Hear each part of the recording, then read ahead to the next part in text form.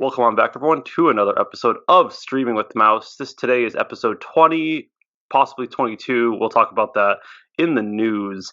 But we're excited for our Clone Wars start. As we got mixed up, we thought it came out this morning. It actually comes out next Friday. So coming at you guys is a Clone Wars preview. So you're watching Streaming with the Mouse, and enjoy the show.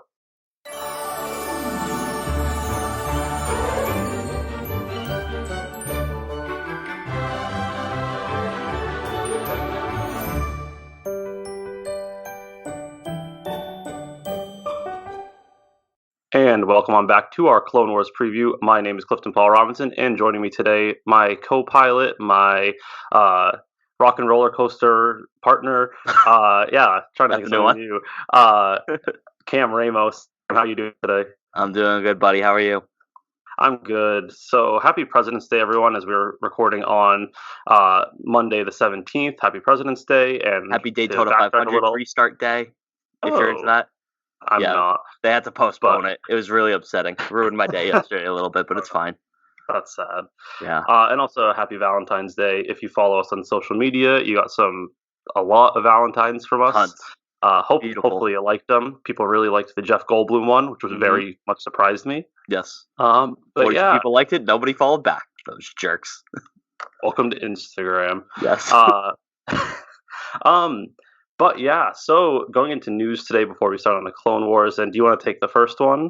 Yeah, absolutely.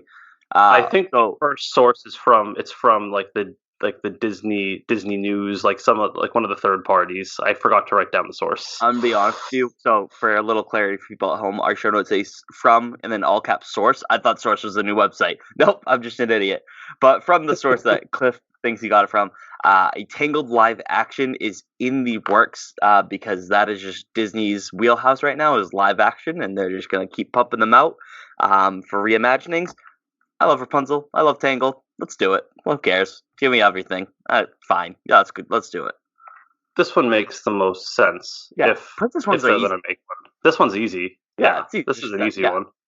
Who would you put as Rapunzel? Oh God, I don't even know. People always show the picture of Cher and Amanda Seyfried as Mother Gabriel and Rapunzel, but it's Rapunzel 17, 18. Or I thought because it's been her big year in film, like Florence Pugh, who's been really big in film. Yeah, screw that. Give me Neve. Also. Oh my God. Give me Neve. Dye your hair blonde. Just do it. Yeah, fine. That's fine. That'll be cool. Yeah, I'm excited. Cool. This will not be a Disney Plus original though. This will be a film. This one. What it seems like will go straight to film, unlike Lilo and Stitch, which is in very pre-production. But Tangled, the live action, does have a writer. They are currently writing it. That's what the story said. Sounds good. And so for the news, as you heard in the opening, we are either on episode 20 or 22, and we can thank that to Apple Music for updating their terms of service for podcasts, saying that you cannot put your you cannot put your episode numbers in the title. So as you probably saw, when there's a Disney Plus, it's an actual official episode. So 1, 2, 3, 4, 5. And if it's a half episode, so if you saw 5.5 or something like that, it means it was something Disney related, but not Disney Plus fully related. Apple Music, I guess, did not like that, probably because it was messing a lot with with search engines. So we had to switch. So technically this is episode 22. In our hearts, it's episode 20. But I think we're just going to have to get over it. And episode 23 on Friday, our Jordan episode will be Clone Wars episode 1. I hated that you just call it a Jordan episode.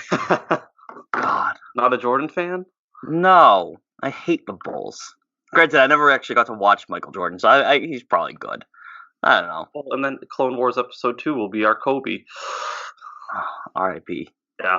This is our Patrick Chung episode 23. Patty Chung. Sounds good. Give me a Boston sports reference. All right. Last news story, Cliff.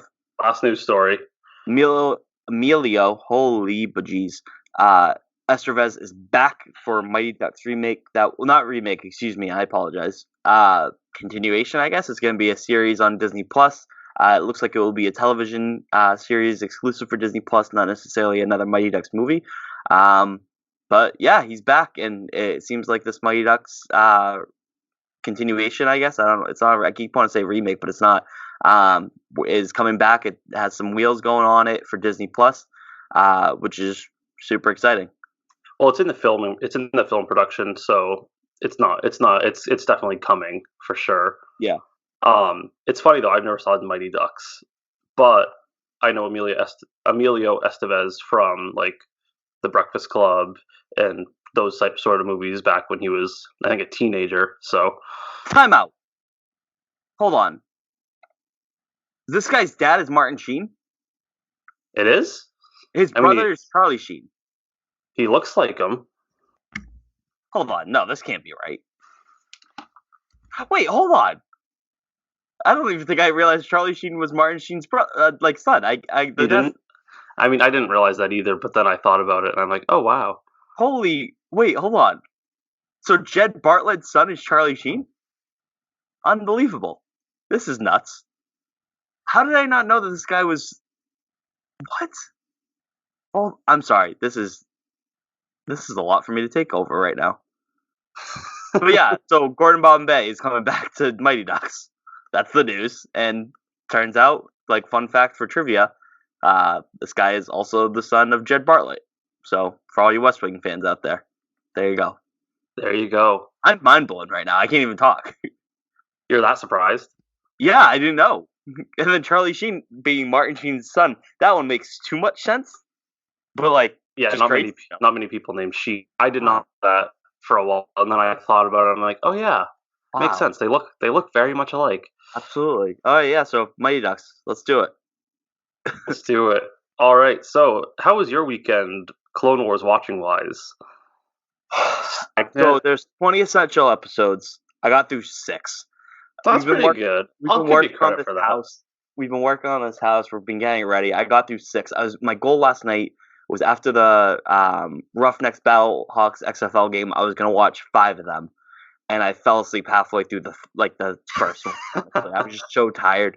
Redoing this house and demoing it is it's gonna be like what puts me to death. I don't know, but like I'm just so tired. So I did not get to finish all 20 episodes. But because of our little mix-up, which I don't think we mixed up, I'm convinced they said the 17th was going to be the first episode. I've never been more convinced by anything. I remember it. I remember it. It's totally a type of like it's a Mandela effect. It's like with Pikachu. Have you ever seen that? Like some people think like Pikachu has like a little black spot on his tail, and he doesn't. But like, yeah, in my head, I'm like, oh, he definitely has that black spot. Like I've seen that before. But it's like it's called the Mandela effect, and it's like you're like, oh my god. Yeah. So we spent the weekend. Courtney and I watched a ton of the essential episodes, the ones that I chose for essential. So I showed her the Mandalorian arc, and then all the important ones in the final season. Because if you look at the 20 essential episodes, they literally put every single episode of the last season. But I found another list, only 10 key episodes on StarWars.com that we'll talk about. But sadly, all good things must come to an end as the final season of Clone Wars is rearing its head. So before we talk about the 10 essential episodes, we won't do the full 20. That's a lot to talk about. What were your favorite parts of Clone Wars to begin with? I gotta say, my favorite. I don't know what the full arc is called. I apologize for that. But the Gathering is one of my favorites. And that's when the kids go get their kyber crystals. Yeah, that's a great one. So again, we watched this when we were kids. Like that was something I always dreamed of, was building my lightsaber, and I know I'll get to experience that in a couple months when I go to Galaxy's Edge. But I just thought it was so cool, like seeing the process of gathering like the kyber crystal to build your lightsaber. You have that Wookiee who makes the cool like wooden one. But I just imagine what it must have been like for all the Jedi before that, whether it was Anakin getting his kyber crystal or Obi-Wan, or even how did Luke acquire his crystal to make his green lightsaber for Return of the Jedi, things like that. But it adds that little mythical piece to it, that extra mythical piece. And so that's always been one of my favorites. I also love, I honestly don't remember what the arc was called, but it was in season 4, I want to say, when Obi-Wan fakes his death. And we'll talk about Oh, that later. the bounty hunter sequence. Yeah, That's a he crazy one. yeah, he fakes his death to go undercover to because Palpatine, I think, was the one that got captured, right, or something like that. So it I think was Palpatine based got off a captured. plot where someone hired an elite group of assassins to capture or kill the Chancellor Palpatine. Yes. So he goes undercover, but like people think he's actually dead. Um, I last one I would say is probably Sacrifice was pretty good. That was the when Yoda goes into like learn how to become one with like the mythical side of the Force or the Mhm. um that's not what it's called, but you know what I mean. So there's the physical Force and it's not spiritual Force, is it? It's how Whatever he it. becomes a Force ghost. Yeah, but that's where he learns to become it. And he meets the high priestess, and just really cool to get more knowledge about the Force. I'm gonna add one more, the Wrong Jedi, which that's I'm almost positive is on our 10 Breaks list. my heart. Breaks my Um, heart. but seeing Ahsoka get accused and um, how she leaves the Jedi Order in that final scene where she leaves Anakin and says like I know to him, like it's crushing. But those are some of my favorite parts about the Clone Wars. What about yourself? Yeah, absolutely. I would say I have a full arc. Obviously, I can pick my favorite episodes and arcs. But I think for me, and it's something that people credit a lot, is like the way Dave Filoni, I don't want to say saved Star Wars, but filled in the blanks Save the where George prequels, I think. Lucas, yeah, where George Lucas didn't have the time to, because you can only do so much in three movies. But in this animated show, we learned how Anakin and Obi-Wan had this great connection, and it shows where the Jedi always kind of falter and lose Anakin's trust. You see how Palpatine actually starts to manipulate Anakin in very strong ways without noticing. Um, you start to see how Anakin and Padme aren't a cringy high school relationship; They're like they actually actually good. have like a true love. Uh, you find out why Anakin can't become a master, and obviously he gets upset. It makes more sense why he gets so upset about it because it was the Jedi's fault for expelling Ahsoka. Hmm. So it's all these things where it's like it makes so much more sense. You obviously find out how much more amazing like Jedi warriors are, the power of the Sith, and all these things. It just shows this incredible war that happens that really just destroys the galaxy. Cliff, that was a great point. Can I have some breaking updated news as of 32 Ab- minutes ago? Absolutely. Disney Plus UK, Spain, Italy, and France will be coming live March 24th. So for everybody in the UK, Spain, Italy, and France, you'll finally get to watch The Mandalorian. You'll get to see the cuteness of Baby Yoda in full force because I know you didn't pirate anything illegally. Wink, wink, nudge, nudge. Sorry for that breaking news. No, but you made some great points, and I do want to say, Cliff, we do give credit to Filoni for this. I want to give credit to George Lucas too because he was the one that did help create this as well. Um, was a writer for a lot of these stories, so the maker giveth and the maker taketh away. Where he did give us some more, where he missed out on giving that stuff in the original prequel trilogy. But he did give us some more of that background, and I think your point about Anakin and Padme is solid. I saw a meme the other day that was basically like. The relationship in the animated and the relationship in the or flirting in the animated show and flirting Oh, I in saw the that one. movies, and it was basically like Anakin saying this beautiful thing to Padme in the anime version, and then it, like for the flirting in the movie is just like I don't like sand or I hate sand, and I'm just like yeah, sounds about right. Yeah, That's correct. I mean, Uh, young Anakin was pretty smooth. Are you an angel? are you an angel? Oh my god. Um, but no, Love I that guy. think But that's the thing. I love Anakin because of the Clone Wars. You know what I mean? yes, and it's funny because people when people have the debates, it's the same thing when people get into like Marvel or sorry to DC where they say who's your favorite Joker. A lot of people might say Mark Hamill Hmm. because of it. And honestly, like I like Hayden Christensen. I think he did the best he could with the material he was given. But people honestly will say Matt Leitner Awesome. their favorite Anakin, and the same Yeah. like I like McGregor. Well, some people I forget his name. The man who voices Obi Wan Kenobi. James Arnold Taylor. James Arnold Taylor is someone Akira. that some people will fight that he is the best Obi-Wan. So it's just interesting to see like the impact that the show had because it was written off as well originally it was written off as a kids show but then it grew into this cult following and then we saw the same thing happen to Rebels.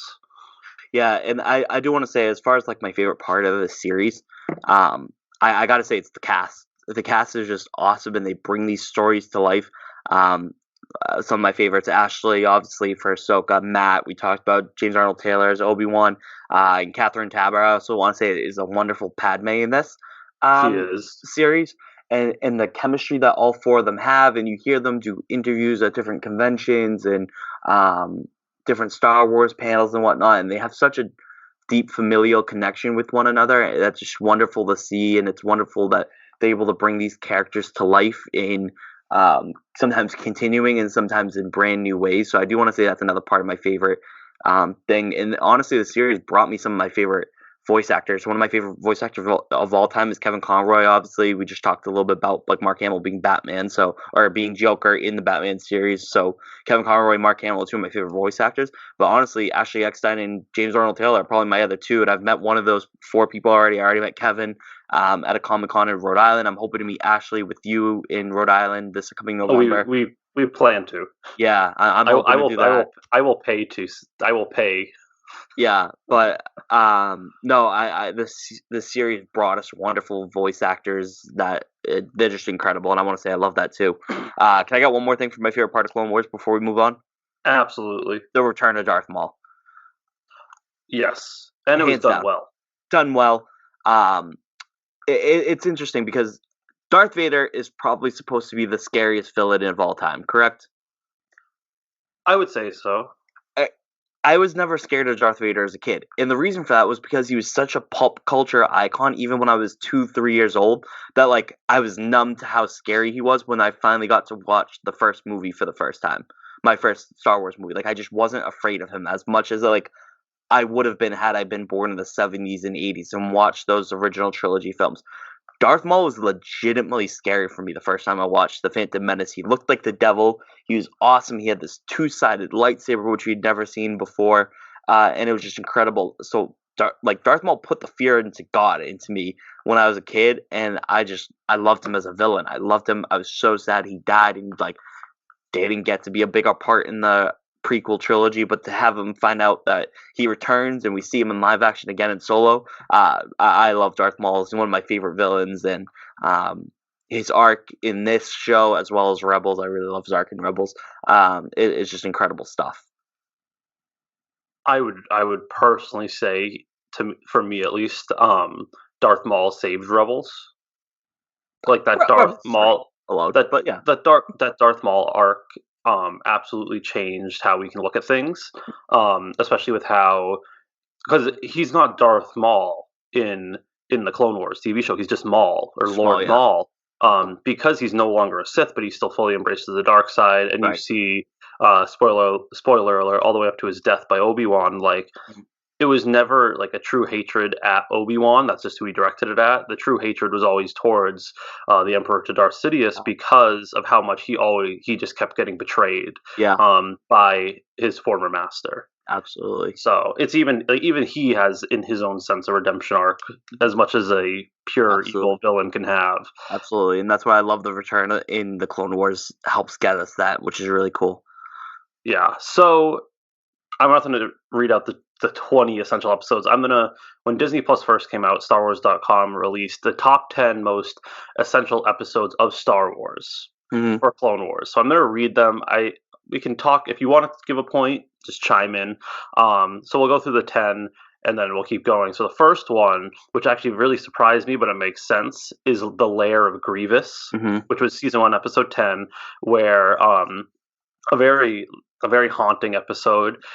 You find two Jedi, Kit Fisto and his former Padawan, hunting General Oh Grievous to his yeah, that's lair. this episode.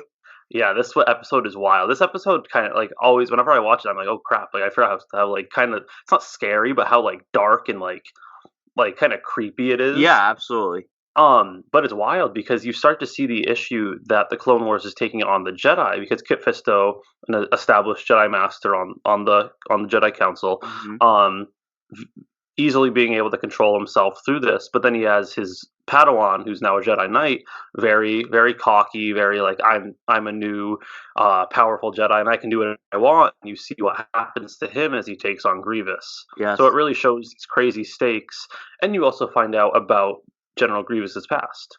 Yeah, absolutely. So Also, Grievous, they really saved Grievous in this also. Grievous is awesome in this. Awesome. Dooku is too, and I like Dooku in the prequels as well, but Dooku has good characters in this too. Yeah, I mean, any role Christopher Lee touches is an amazing role. Absolutely. Whether it's Saruman in Lord of the Rings, I'm trying to remember. I haven't watched it in a while. Never watched Lord of the Rings. He was even oh my god. Yeah. Yeah, you'd get too addicted probably. He was even Johnny Depp's dad in Charlie and the Chocolate Factory, which funny. Which he was also like. It's just he was just a great actor. May he rest in peace.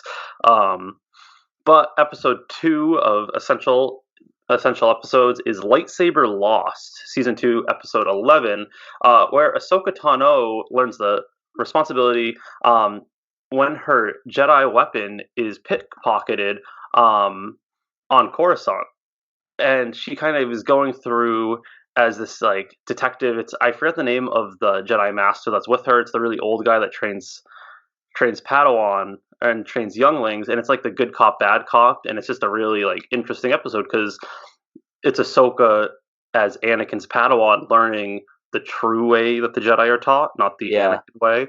Yeah, and Ahsoka comes into herself a little bit in this episode, I feel like. The best episodes with Ahsoka are the ones where she is away from Anakin because she learns that she doesn't have to be a carbon copy of her master, which is a big issue with the Jedi. Absolutely. Yeah, this episode is really cool. And like I said, I think she comes into herself as a character in this, and I really like Ashley as Snips in this episode. Snips. We can talk about that later on. I love Snips. Third essential episode, the Zillo Beast, one that I always forget about, but it's always an interesting one. Season 2, episode 18. And it's where the Jedi and the Republic uncover this great monster called the Zillo Beast, which is pretty much indestructible. Like, it has indestructible skin. No blaster shots going through there. No blaster shots going through there. And they're able to finally subdue it and capture it. And then Palpatine, being the man that likes to bite off more than he can chew because he believes he's all powerful, brings it back to Coruscant. And guess what wakes up on Coruscant as it goes through the Zillo Beast arc. But interesting enough, the Zillo Beast, that armor is what, like the armor on the Zillo Beast is what leads to the Phase 3 armor. That's why the Clone Wars armor is so much stronger as you get along, because it's more and more protected by new stuff they discover. Yeah, no, I don't remember this episode that much. I remember Zillo Beast like being cool, but I don't remember too much. But interesting that's in this. I don't know how much these are essential episodes to season 7, but they're definitely good episodes to watch, I would say. I think it's the first 3 aren't really. You're going to start to see why more and more as they go down the list. I made sure to vet the list before. Yeah. Don't worry, we're not getting random episodes. No worries. It's kind of starting like 1 to 10 is more 10 to 1 of importance. Yeah. But they also show key things of how Ahsoka acts and all these things. And that's huge, yes. And episode 4 absolutely is essential for this upcoming season. Awesome episode. One of my favorite. Season 3? This is season 3. Okay. And it's ARC Troopers. Yes. Season 3, episode 2. And one of probably the biggest things that contributes to clones, not just Clone Wars, the clones, is how clones kind of gain their personalities and who they are. So ARC Troopers delves into troopers becoming ARC Troopers, which are advanced recon troopers. They're not above commanders and captains, so like Rex and Cody would still control them, but they're more skilled than them. So they're these fancy, like, it shows how they go from being just regular soldiers to, when they do something amazing, they get promoted to ARC Troopers. And we start to see these clone troopers that we learn to love, Echo and Fives, becoming ARC Troopers as they defend Kamino. I love Fives. I love Fives. He's one of my favorites, I think. Rest in peace. I got sad when I watched this final season this past weekend. Echo, who we also believe is dead, because on the episode when they break Sassine Tin out of the Citadel Echo supposedly dies, but we'll talk about that later. Yes. Because there's supposedly some hints for the next season of Clone Wars that we'll talk about. But I personally think I love seeing the clone episodes because even though it's one guy just talking to himself the entire time, he adds so much personality to every single clone. Mm-hmm. Yeah. All right. That's definitely a great episode. 99's in that episode, right? Yeah, that's actually the one where 99 dies. Oh. Yeah, damn. he's carrying he's like no good because it's his whole thing is the thing with 99 is he's a defective. Is he 99 or 99? He's 99. Like, I'm pretty sure it would be like CT00099. Like he was the 99th clone ever created. Gotcha. And that's going to also get into next season. But he was a defective clone who was in charge of like sanitation. He always wanted to be it. And you saw like Heavy's arc where we see Heavy die in literally like the third episode on the Rishi moon where the droids go, do we take prisoners? And he goes, I don't. And he blows up the moon base. And it just shows like following that that squadron means a lot because you learn so much about them, but also 99, like all clones want one thing, and it's to serve their purpose. Mm-hmm. And it's just it gets even sadder when you learn about the implants and everything like that. Yeah, absolutely. So the 5th episode, which is one of our first Darth Maul ones, which is Monster, Season 3, Episode 13, when Asajj Ventress gets cast aside by Count Dooku, she wants revenge, and creates our most unorthodox Dathomirian Sith Lord, Savage Press. And he gets sent on his mission to find his long-lost brother, who you could probably started to guess at the time, who's his brother? There's only like 3 Dathomir Zabraks in all of Star Wars, so learning about Savage and how like the Dathomir plots are always just so creepy. Yeah, with Mother Talzin and stuff like that. She's awesome. What are the Night Sisters or something like that? The Night Sisters, yeah. Yes. Dathomir is so creepy. I wish we could see Dathomir in a live action. I think that'd be really, really cool. Maybe one day. If you finally play Fallen Order, you'll go to Dathomir. I have no time. I want to have time to play. It's so bad. I was actually thinking about it starting it last night, and then I was like, no, Cam, you gotta plow through these next 5 episodes of Clone Wars. And then I fell asleep halfway through the first one, and it was so sad. Oh my god. But yeah, I'll play it. I have it. That episode, it shows you that. So it's actually Asajj Ventress. We can thank Asajj Ventress. I love Asajj Ventress. We haven't brought her up yet. Love her. Well, we just did. Awesome. Well, you'll have time. You'll have time for that. But she's actually the person that sets the Darth Maul path in line because she creates Savage Press. Yes. So we can thank her for that. And episode 6 is Overlord. Season 3, episode 15, and StarWars.com considers it a must-see episode with Anakin, Ahsoka, and Obi-Wan at its core. And it creates this amazing Mortis trilogy where you learn almost about like the gods of the Force. Yeah, you get that spiritual side of the Force with the Father, the Son, and the Daughter. It's so good. It's some of the best Star Wars content you'll ever find in your entire life. Movies, books, comics, animated shows, whatever. It is some of the best content you'll ever see in your life. You see Anakin learn that he will become Darth Vader, all to just not in Overlords, but in this arc. You'll see that's where he learns that he will become Darth Vader, all to have that snapped away and that he doesn't remember any of this. The power of the light, the dark brought together. It's incredible. It's such beautiful television, such beautiful storytelling. Dave Filoni knocked it out of the park with the Mortis arc. I don't want to talk about it too much. I probably spoiled a little bit. Hopefully people have watched Clone Wars if you're listening to this season 7 preview episode, but Overlords and the rest of the Mortis arc is just something you could jump into at any point and just be mesmerized every single time you watch it. I mean, if this is season 3, we're probably looking at 2010 here, so It's been about a decade. Can you spoil something that's a decade old? I don't know. But we won't. I hope it's something you deserve to see for the first time ever. And you get to see amazing. And you get to see how fragile the balance of the Force is. Yes. And Sam Witwer, who voices the brother, who also voices Darth Maul and Starkiller, if you've ever played The Force Unleashed. Amazing voice actor, absolutely incredible, and it's nice to see him back in Star Wars. Absolutely. Oh, and look Oh, what we're getting to next. You're is it mine? Is it It's Gather? yours. Yeah, let's go. Episode 7, The Gathering, Season 5, Episode 6, and Cam already talked about it. Seeing how younglings go to Ilum as this really interesting cult thing, and finally getting accepted into the cult of the Jedi Order, where they learn how to get their kyber crystals and face the demons that Ilum shows.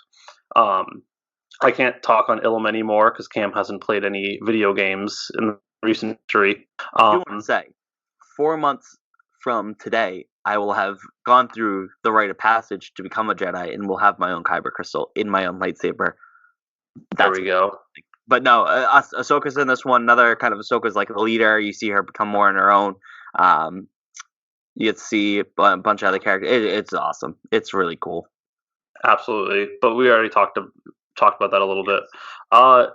This next one, I don't know how much it's going to play into the next season, but it is just amazing. It's such an amazing and interesting episode. Number 8, A Sunny Day in the Void, Season 5, Episode 11. And we have one of the high-ranking members of the Galactic Republic, and something happens on their mission, and he is stranded with 5 droids, and one of them being R2D2. This is a little bit of an arc also, where it's just so interesting how he commands these droids all around. Hey, give some respect to his name, Colonel Meeber Gascon. Oh, how can I forget Meeber? Oh, Colonel Meeber, what a guy! Awesome. And it's this void of a world, and they finally find a settlement, and they find, I'm not going to spoil too much, but they find a clone with amnesia. Mm-hmm. Is the best way I'll put it. But this is one also that you got to watch it just to see how great it is. And I don't want to spoil anything for people there because it's just one of those fun episodes to watch. Absolutely. All right, 2 more. And did I mention both these? Yeah, you did. So, episode 9, The Wrong Jedi, season 5, episode 20, one of the saddest episodes and one of the most wild ones as well. The Wrong Jedi, I'm going to spoil this one because we already talked about it. And you if you're not going to watch the Clone Wars by Friday, this is a good thing to know. This is the one where Ahsoka gets put on trial, not just to the Jedi, but to the entire galactic Senate, as she's on trial for murder, as they said she killed someone that was involved in a scheme that bombed the Jedi Temple. And while Ahsoka is on trial, Anakin is trying to save Ahsoka and finally figures it out and tracks down Barriss Offee, who Luminara Unduli's Padawan, who ended up stealing Asajj Ventress's lightsabers and kind of, but not really. It's really weird. They never really explain it too much. And Anakin and Barriss have this incredible lightsaber battle, and finally he's able to overdo it, and it just shows the strength of Anakin when he kind of taps into the dark side for his love of Ahsoka, which we can talk about Anakin and his falls to the dark side multiple times throughout Clone Wars. Mm-hmm. But finally, and we also get to see the Jedi Guardians in order, and it makes me wonder if one of the Temple guards that arrested Barriss was the Grand Inquisitor. Yes, just beautiful storytelling, beautifully heartbreaking storytelling in this, and seeing Snips just be put on trial and just mistrusted, and seeing that she has the power and the strength to walk away from the order when she knows it's wrong, that it's being misused, and Anakin also knowing that it's misused, but he's just unable to walk away, but he thinks about it, and Ahsoka's just like, yeah, I know you do, being like, freaking walk away, Anakin, kind of, I know you're going through the same thing, people can tell too, walk away from it, and he just doesn't, and that leads to his fall to the dark side, while Ahsoka's able to go lead Phoenix Squadron, no, Firebird Squadron. Firebird? Hold on. I mean, my squadrons mixed up. I thought it was Phoenix Squadron is Echoes, is Echo 5s. Okay. I believe. It's been a while. But whatever. So it's just awesome in Rebels, but no, just beautiful storytelling. Let's hit the last one before. Oh, you're talking about Rebels. It's Phoenix. Oh, yeah. In Rebels, it's Phoenix. Okay, that's what I thought. Yeah. Okay. And the last one, which is probably one of the only redeeming Yoda arcs in Clone Wars, because the whole thing, especially with Ahsoka's arc at the end in the Wrong Jedi, Yoda really fumbles the bag on multiple occasions during this war. Yoda stinks in the prequels. Yoda does Absolutely stinks. not know how to run a war. He literally is like, yeah, I think there's a plot for like us to get destroyed by the dark side. Don't tell anyone, people. Like, let's pretend it's not happening. We'll figure it out on our own. Don't tell anyone because we can't look bad. They're losing the power. Yoda stinks in the prequels. The Jedi. Oh, we found out that the Sith are the ones that created the clone army. Don't tell anyone. Don't tell a single person. Keep this in-house, everyone. You're good. You good. You good. Keep it in trust tree. Yoda's such an idiot. Yoda's not the wisest person in Star Wars. Yoda is a dummy, a straight up dummy. And he's the. I love Yoda. Don't get me wrong. I love him.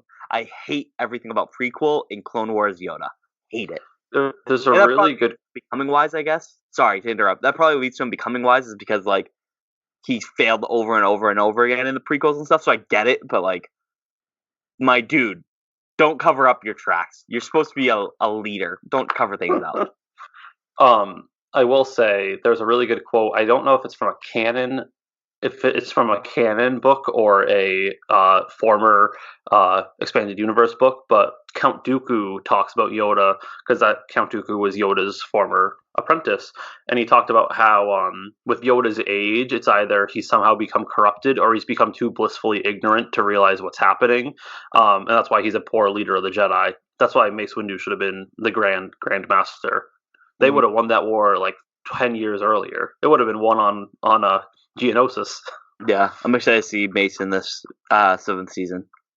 And hopefully, if he's still alive, but we won't talk about that either. Yeah, so the final one, which Cam already talked about, episode 10, Sacrifice, which gives another great tale, this time of Yoda, where he learns to master the Force and become a Force ghost, and he travels to the Sith homeworld Moraband and faces his demons, but also the former villains of the Sith. Finally, Darth Bane is confirmed. Yes, Darth Bane is the kind of the original Sith who created the rule of two. And also you see Palpatine and Count Dooku try to lure Yoda to the dark side and fail, because Yoda, in all of his many faults, is a pure beacon of the light side. Mm-hmm. Mm-hmm. So, but you also talked about that one. If I was to add one more that was important, I would say it's the season 6 Camino line with Fives, where Fives discovers the inhibitor chips are placed in the clones to execute Order 66. There are other orders in there that we won't talk about. There actually is an order to kill the Chancellor. They just didn't know about it. But yeah, I'm guessing that was because Palpatine didn't always know if he was going to become Chancellor. I wonder if that's why. But yeah, and also we see the sad death of Fives, who's one of probably my favorite clones. Mine too. You saw him start as a lowly clone cadet all the way up to an ARC trooper. He didn't deserve that. No. But I think from that we can go into a few questions. So, what is your biggest revelation from this show? The fact that Darth Maul lives, like touched upon that a while ago, he lives through his hate for Obi-Wan, and is able to sustain himself until Savage finds him with his cool little spider legs. The other one is that Obi-Wan has a love interest in Duchess Satine, and finding that out and seeing when you see Duchess Satine pass away, spoiler alert, in Obi-Wan's eyes, it's heartbreaking, and it gives a little more insight to that, like, okay, Obi-Wan kind of does get where Anakin's coming from with like disobeying the Jedi and having a love interest. So those are my two biggest revelations from the show. I like those. My first one would be, we know the real reason why Anakin cannot become a master, and we know that it is not his fault. Like, literally, the Jedi pushed Anakin to the dark side. Yes. To be 100%. I won't even say the Jedi. Yoda and Mace Windu pushed Anakin towards the dark side. I will put the blame fully on them, because Obi-Wan was always very accepting of Anakin, and also a lot of the other ones. We're going to talk about that, like other characters that were expanded on in a little bit. But my other revelation, other than the clones actually always being good, RIP inhibitor chips, my other big revelation is that Obi-Wan and Ahsoka both kind of knew about Padme. It was always very implied Obi-Wan and Ahsoka knew Anakin was with Padme, and they both, in a sense, respected it. Hmm. Because Obi-Wan definitely knew where he was coming, where they were coming from, because he Yeah. almost left the Order before Qui-Gon. I think it was when when Obi-Wan was a Padawan. He almost left the Order for her, Yes. and Ahsoka has a fling. I don't really chalk it up to anything big, but Ahsoka understands that the Jedi ways are a little bit different in general. Yeah. Absolutely. No, those are good points, Cliff. And then I think this is an easy question for both of us. Who is your favorite new character that was introduced from the Clone Wars? I didn't say Ahsoka. Well, Hard I one, did. right? So literally in my notes, I Yeah. wrote Ahsoka. Duh. I also want to give some love to Asajj Ventress, Cad Bane, and my dude Hondo Ohnaka. I love Hondo. I love him. I'm so excited that he's a big focal point in Galaxy's Edge. And I'll get to see his animatronic and work for him with Onaka's transport solutions when I go in June to Disneyland. But I love them. I love Cad Bane. Bane is probably one of my favorite bounty hunters until Din Djarin, basically in Mandalorian. I've always loved Cad Bane. I love his look. I still wish I had his Funko Pop from when they did that exclusive a couple years ago. Um, just awesome. Just such good characters. But obviously, Ahsoka, duh. I'm just gonna say for Funko Pop, you might be able to find the Cad Bane one online fairly affordable. I don't think that's a big popular one, Yeah, so you I'd might have be to able to look find into that. that. If I find it, if I can find one, I'll send it your way. Send me that link. Yeah. You gave all incredible answers. Hondo, it was funny seeing the way I put it is Hondo in Clone Wars is a very PG-13 to rated R Hondo, and Yes. then you get a PG version in Rebels, but he's Yes. still fun no matter what because Yes. Hondo's just a fun guy. Yeah. Um, I completely forgot about Cad Bane because he's not really as relevant in the later seasons of Clone Wars, but he is Yeah. absolutely amazing. They have an uncut version that the real season 7, if they kept it going on Netflix, um, Cad Bane and Boba Fett were going to get into an old standoff, like an old Texas cowboy standoff, and Boba Fett was going to kill Cad Bane. Like they had a Cad Bane death ready to go. Interesting. Um, but no, absolutely 100% for me, Ahsoka Tano, because it was so interesting. Because I remember seeing the Clone Wars movie in theaters, and See, I never saw it in theaters. people hated Ahsoka. Yeah, I People remember that thought being a it thing. was so cringy. People thought it Idiots. was so awkward, and then they made, and she wasn't great in the movie. No, that's She's just fair. a little annoying. She's a little annoying Padawan. That's literally a female Anakin. Aren't we all? She's Aren't we all literally little exactly. annoying Padawans? Yeah, I'm an annoying Jedi Master now. It doesn't change. Can I add a character? Well, I'll finish. Let me Oh, finish sorry. but Dave Filoni and Ashley Eckstein, with this incredible storytelling and way to express Ahsoka, turn her into one of the best Star Wars characters of all time, which is actually a very common thought now. People never admit that they used to hate Ahsoka Tano, Hmm. and that's the whole thing. That's where people always complain. I'm also a huge Rey fan. People complain "Oh, this is the correct way to do storytelling." I'm like, yeah, but Ahsoka had 6 seasons to and a book to show her Yeah. storytelling plus Rebels, Plus Rebel. plus Rebels, Yeah. and now soon to be season 7. Um, don't pit strong women against each other. They're all amazing. Yeah. But yeah, Ahsoka Tano will always be one of my favorite Star Wars characters of all time, and your added one. Yes, I will say the movie did give us one of the greatest characters of all time, and while you'll say it's Ahsoka, I will say it's Stinky the Hut. That's a joke. I'm ready for him to come to. He's going to be the leader of the Hut clan in I would season love it. 2 I'd be so of sick. The Mandalorian. I'd Get be so ready, pumped. it's Stinky happening. the Hut. People think that we might see the Huts I show hope up so. because we have been to I'd love a Tatooine. good I would Hut. love to see Stinky, aka Rada. All right, and this one's really easy for me. I don't know how easy it is for you. What is your favorite character that was expanded on? So a character that we knew throughout, Yeah. just as a picture, and then expanded on, Yeah. turned into this incredible character. I have one. I don't know if you're gonna say it, but we'll see. I don't have a character. I have a relationship. And for me, it's Obi-Wan and Anakin's relationship. So both their characters expanded on and their relationship being expanded on. I do have it in my notes. It was season 4 in Deception when Obi-Wan fakes his death. You see how much that just kills Anakin and how sad he is because he's his brother, like, and his friend and father figure, and him experiencing him feel that loss, and then knowing what happens in episode 3 of the prequel trilogy, but in their relationship, it's moving. It really is, and seeing their relationship and how close they were, more so than just Anakin being annoying to Obi-Wan and Obi-Wan scolding him during the prequels. It's amazing, in that their characters being expanded on separately and then together is what I love about Clone Wars, I would say. I think my favorite line that I will always remember from the Clone Wars is Ahsoka saying, "Master Obi-Wan, what's the height of stupidity?" And Obi-Wan turns to Anakin and says, "Anakin, how tall are you?" Yes. Um, Classic. that's a great example. I thought that Ewan McGregor and Hayden Christensen had a good relationship together. Yeah. Like I still felt like out of everything from the prequels, without the Clone Wars, they had a very good relationship, Yeah. and they had very good screen chemistry together. But yes, it does. Mine, and I will die. Like this is like I saw something on Reddit the other day, and that made me think of this question. That's why it's on here. Plo Koon. Okay. Plo Koon was this really creepy alien that wore this crazy mask, Mhm. and he just looked cool. But then you learn that he's the one that found Ahsoka.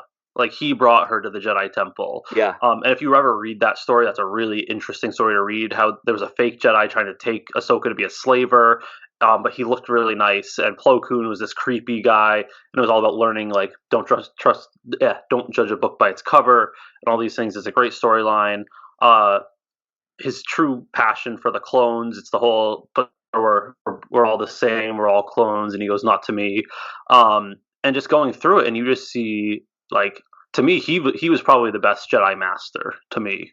Like Mhm. Plo Koon easily turned into one of my favorite characters just based on the Clone Wars expanding on him. Obviously, had the coolest clone battalion, like the Gray with Yeah. Commander Wolf, like. And then something that I saw. This is the reason that sparked this question on um, someone shared a picture of the Plo Koon's gunship, and people deciphered the Galactic Basic, and it said Plo's Bros, and then they That's showed awesome. the scene of Plo Koon getting gunned down by his clones, That's awesome. and then like in the comics, people are like, yeah, like they obviously had a very good connection, and then the other thing was, yeah, Plo Koon was probably the first ever father figure for these clones, also, and I'm Yeah. like, my heart, I'm like killing me. So That's yeah, pretty cool. Plo Koon.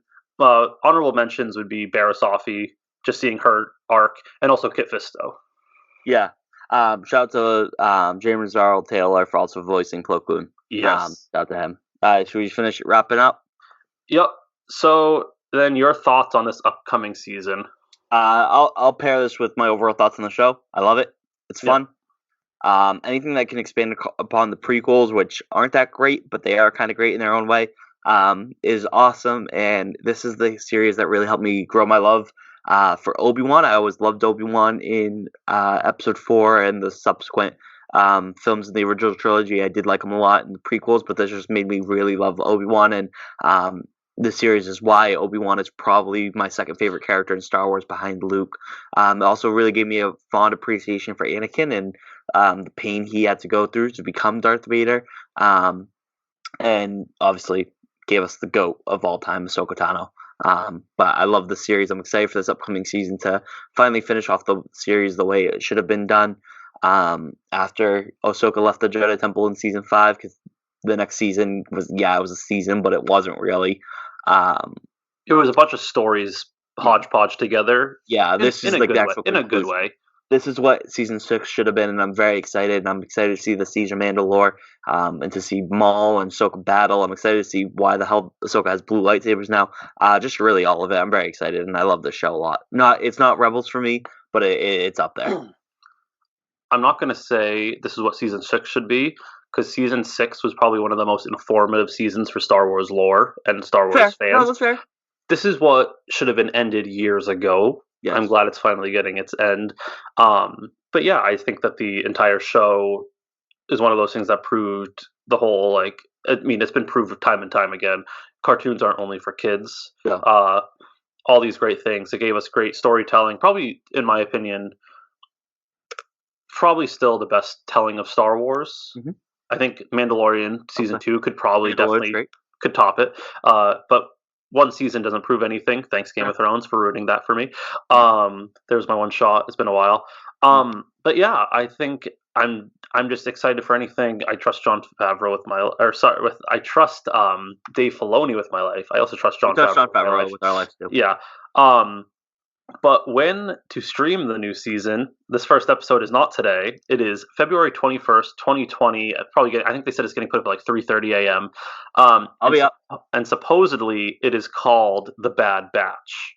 And this is all speculation. This was on IMDb. Fairly trustworthy, fairly not. Depends on the show. And it said Rex Cody and Clone Force 99, an unorthodox elite squad, also known as the Bad Batch, look to recover the Republic's strategy algorithm from Admiral Trench, but a haunting truth awaits. This already sounds wild. And the other thing I will say, they supposedly have the second episode out, like title and description, and it's called A Faint Echo or something like that. And the thought is Rex finds out that supposedly Echo might still be alive, and they try to find him. So this is going to be like, if this is true, I already can feel the emotions coming. Like, it's going to be absolutely crazy. But yeah, other than that, thank you for watching Streaming with the Mouse. We have been busy, mostly listening. And listening. Yeah, you got to listen to us for anywhere from a half hour to an hour on end. We've been busy on social media. Yeah. You can follow us on Twitter. You want to stream? Yeah, go right ahead. All right. So on Twitter, we're at Stream the Mouse. On Instagram, we're at Streaming with the Mouse. On Facebook, you can find us at Streaming with the Mouse as well. On our website, cprob.com/stream the mouse. And my Twitter is at, oh my God, Cam Rainbows 95. I almost said my other one. Yeah. Cam Ramos, not that I have another Twitter. I almost said my Instagram, but if you want to follow Instagram, C2 Ramos95. But those are my two social handles. And Cliff, where can they find you? Yeah, my Twitter is at CP Robinson, and then on Instagram I'm at CP Robinson81 because CP Robinson was taken, and yeah, 81 was my football number in high school. So living in the past.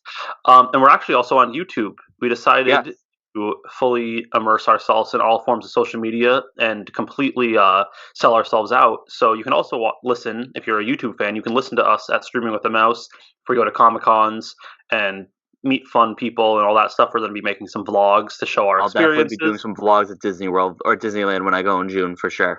So you can follow us there as well. So until next time, we will see you on Friday. We're definitely going to probably film it early in the morning. And then, or sometime on Friday. That might get screwed up. Yeah, we're going to figure it out. We'll figure it out. It should be out on Friday. If not, not Saturday for sure. Yes. Or it's going to be, we'll record really late on Friday and post it late on Friday. So that might be what we have to do. So see us then. In the plans. See us then. So we'll see you on either Friday or Saturday. So thank you for watching Streaming with the Mouse. My name is Clifton Paul Robinson. And with me as always, Cam Ramos. Thanks for listening. Have a good day, everyone. Have a magical day.